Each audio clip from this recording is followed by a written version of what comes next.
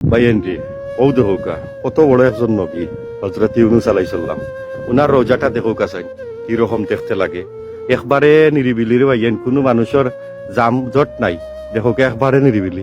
এখানে যারা আসে তারা শুধুমাত্র জিয়ারত করে, আর এখানে কোনো টাকা পয়সা দেওয়ার কোনো নিয়ম নাই, সিন্নি সালাতের নিয়ম নাই রে বাইয়েন।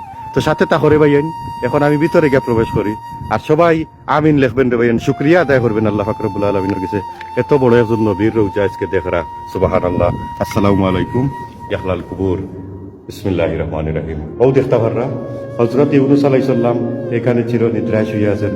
আপনারা দেখতে পারতেছেন। আমি আশাবাদী আপনারা শেয়ার দিয়ে অন্য মুমিন মুসলমান ভাই বোনদেরকে দেখার সুযোগ করে দিবেন, এটাই আমার দাবি তাহলে ভাইয়েন। ও দেখতে পাররা এত বড় একজন নবী আল্লাহ পাক রব্বুল আলামিনে আজকে দেখার তৌফিক দান করছেন এখানে হযরত ইউনূস আলাইহিস সালামের রোজা। আর উনি কিন্তু আসলে আপনারা জানেন যে মাছের পেটে 40 দিন ছিলেন।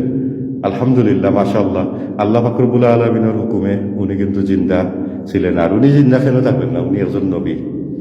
একজন নবীর কতটুকু মূল্যায়ন আল্লাহ পাক রব্বুল আলামিনের কাছে আছে, সুবহানাল্লাহ। এত বড় একজন নবী উনি কিন্তু আজকে দেখো উনার কবর কিভাবে একদম সাধারণ ভাবে আছে, সুবহানাল্লাহ।